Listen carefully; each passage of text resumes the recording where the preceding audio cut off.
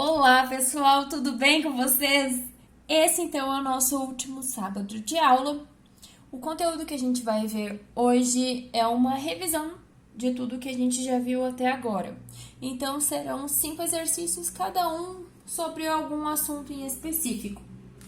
Beleza? Então vamos começar lá. Exercício número 1. Você está em uma rodovia esperando em um ponto de ônibus. Em um dado instante, você observa ao longe um ônibus vindo em sua direção na velocidade de 108 km por hora. E este mantém essa velocidade por 15 segundos. Após esse tempo, o motorista então observa que você quer entrar e então freia a uma aceleração de 0,5 metros por segundo ao quadrado, até parar na sua frente.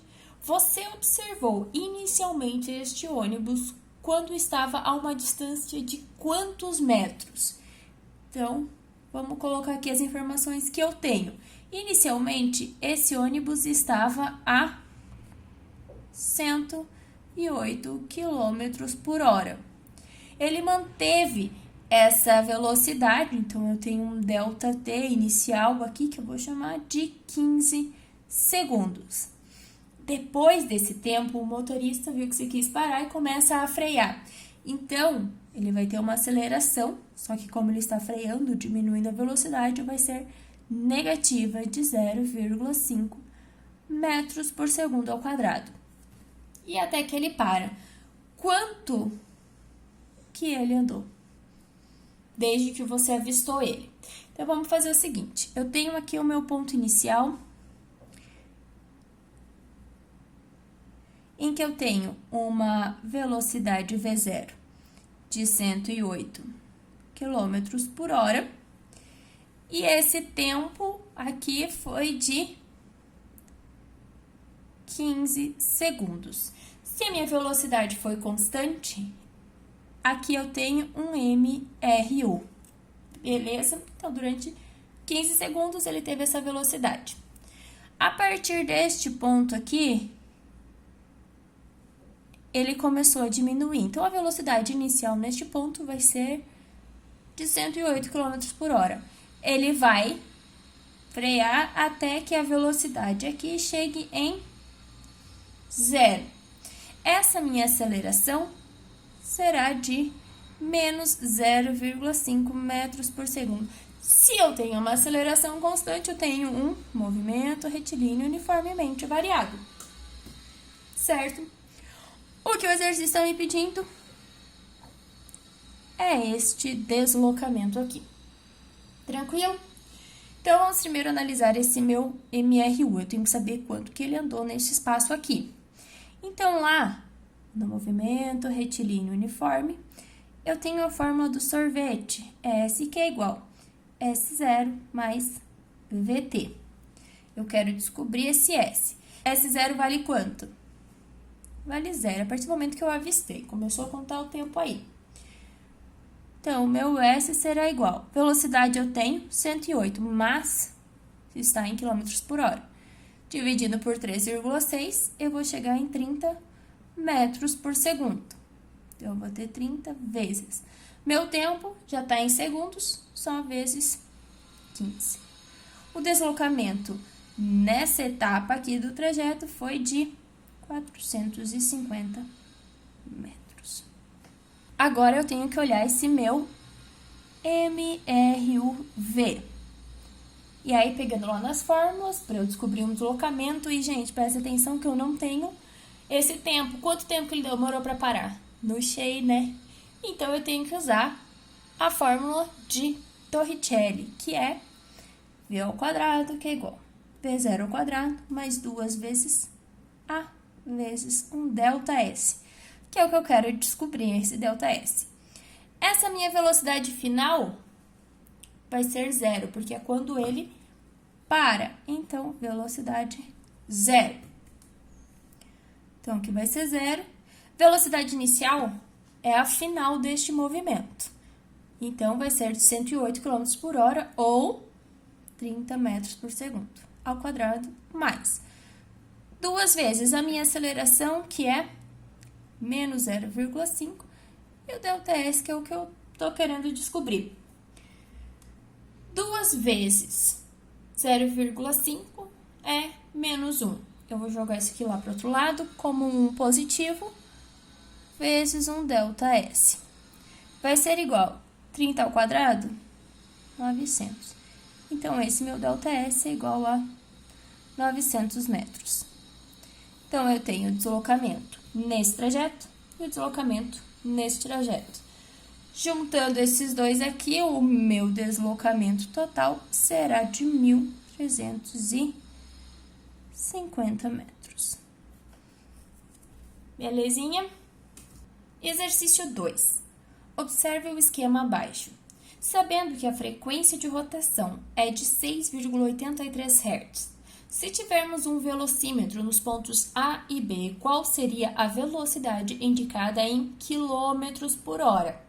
Então, eu tenho uma velocidade escalar aqui nesse ponto. Informações que eu tenho. Eu tenho uma frequência que é de 6,83 Hz. Eu quero as velocidades no ponto A e no ponto B. Então, velocidade em A em quilômetros por hora e a velocidade em B em quilômetros por hora. Informações que eu tenho aqui. Eu tenho o diâmetro, né, do ponto A. Então, eu vou anotar aqui como diâmetro em A. Ó, aqui eu tenho que é 720 milímetros. Então, 720 milímetros. E tenho também o meu diâmetro do ponto B. Então, o diâmetro de B é igual a 160 milímetros. Ok, essas são as informações que eu tenho nesse exercício. Para eu calcular a velocidade, sabendo que eu tenho frequência, eu vou fazer o seguinte: velocidade é igual a 2πrf, tá aqui. Então, frequência eu tenho, está em Hertz, ok. O meu raio é o que eu não tenho, mas eu tenho diâmetro. Então, vamos primeiro calcular o raio de A, que é 720 dividido por 2, vai me dar 360 milímetros. E o raio de B, que é o diâmetro dividido por 2, vai me dar 80 milímetros. Mas eu não quero isso aqui em milímetros, eu preciso disso em metros, né? Já que eu tenho aqui hertz, que é segundos. Eu vou achar a velocidade em metros por segundo. Então, passando isso aqui para metros, eu vou ficar com 0,36 metros. Aqui também vai me dar 0,08 metros. Ok, achei o raio em metro, tenho frequência em segundos, vamos calcular. Então, vou calcular aqui a minha velocidade em A, que é 2 vezes π vezes o R, que é 0,36 vezes a frequência, que é de 6,83. Velocidade em A, multiplicando tudo isso aqui, eu vou chegar no valor de 15,45 e a unidade metros por segundo. Só que o exercício está me pedindo em quilômetros por hora. Então, eu vou multiplicar isso aqui por 3,6. E eu vou encontrar uma velocidade no ponto A igual a 55,62 quilômetros por hora. Beleza? Agora, vamos calcular a velocidade do ponto B. A fórmula é a mesma, então eu vou ter 2 vezes π vezes o raio, que é 0,08, vezes a frequência, que é de 6,83. Multiplicando tudo isso aqui, eu vou chegar no valor de 3,43 unidade metro por segundo. Mas, de novo, eu preciso dela em quilômetros por hora. Então, minha nova velocidade, multiplicando isso aqui por 3,6, eu vou chegar no valor de 12,36 quilômetros por hora. Exercício número 3. Um sistema de amortecimento é testado de forma que o objeto de 4 kg, colide horizontalmente, causando uma compressão de 1,6 centímetros nesta mola. Sabendo que a constante elástica é de 100 newtons por metro, qual a velocidade deste objeto antes de se chocar com a mola? Então, vamos lá para as informações que eu tenho. Eu tenho uma massa desse meu objeto, que é 4 quilogramas. A mola vai comprimir, então é o meu x, que é 1,6 centímetros. A constante elástica é de 100 newton por metro e está me pedindo qual a velocidade desse objeto antes de se chocar com a mola. Fazer um esqueminha aqui, um desenho rapidinho. Então, aqui tem o meu chãozinho, eu tenho um objeto de 4 quilos. Ele está com uma velocidade para cá. Aqui, ele vai encontrar uma mola. E quando ele encontrar a mola, ele vai começar a diminuir de velocidade até que ele chegue com uma velocidade zero. E essa mola estará comprimida em 1,6 centímetros. Então, a mola vai ficar nesse ponto aqui. Essa compressão aqui, ó, é o meu x, 1,6 centímetros. A minha velocidade é o que eu quero encontrar. Eu tenho a massa desse meu objeto. Então, se eu tenho uma velocidade aqui, eu tenho uma energia cinética, que é a minha energia do movimento. Então, inicialmente no movimento, eu tenho uma energia cinética. Tenho energia potencial gravitacional? Não, eu não tenho altura. E aqui, nesse momento, eu também não tenho uma mola. Então, vai ser igual. Nesse ponto aqui, como eu já disse, eu vou ter uma velocidade igual a zero. Então, eu não tenho mais energia cinética.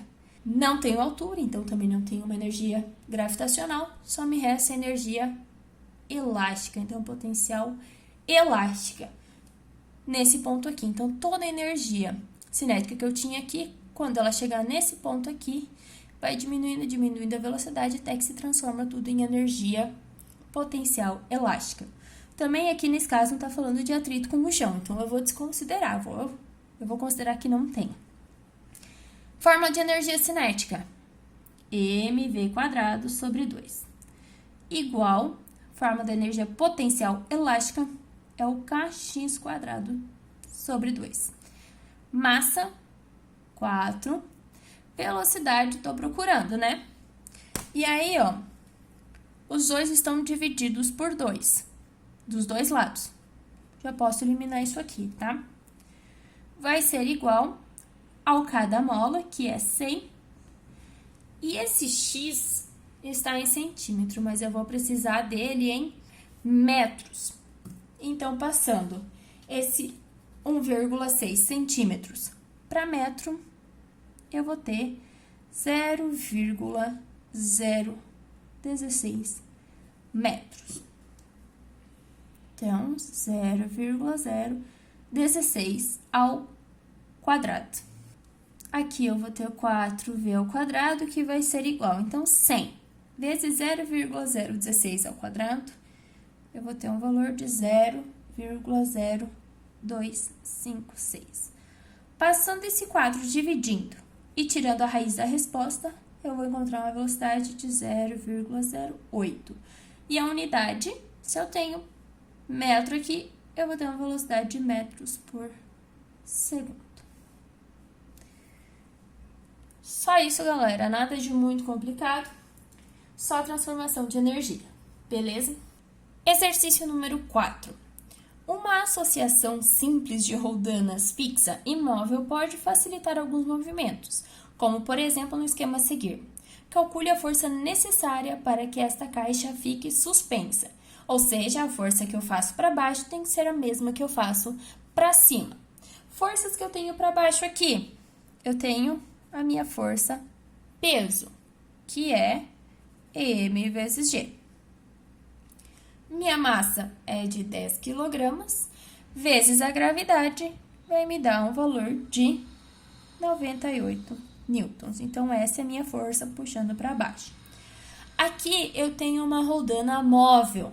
Lembra que a professora Natália falou na aula? Roldana móvel vai dividir essa força.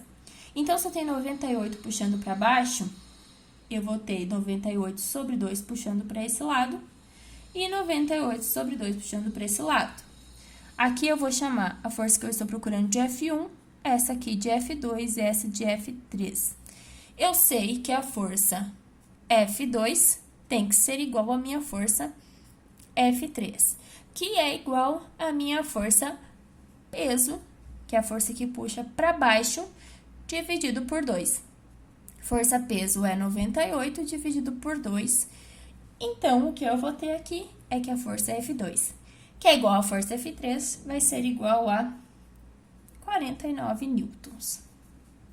Então, eu sei que essas forças são iguais a 49. Aqui, ó, agora vamos seguir, né, a minha corda, eu tenho uma roldana fixa. Essa roldana fixa, ela só muda a direção do meu movimento. Então, a minha força continua a mesma, ou seja, a minha F1 vai ser igual à força F3, que também é igual à força F2, né? Que é de 49 newtons. Beleza, gente? O exercício é só isso, só entender que roldana móvel vai dividir a minha força em 2. Exercício número 5. Um bloco tem densidade de 800 kg por metro cúbico e flutua em um fluido de densidade de 1.200 kg por metro cúbico. Qual é a altura H que fica submersa? Então, aqui eu tenho o meu desenho, e aqui está dizendo que está fora de escala, tá, gente? Vamos anotar as informações que eu tenho. Eu tenho a densidade desse meu corpo, então, vou colocar DC, que é igual a 800 kg por metro cúbico. Eu também tenho a densidade do líquido, que é 1.200 kg por metro cúbico. O que o exercício está me pedindo é essa altura H. Então, relação que eu tenho com densidade vai ser o volume.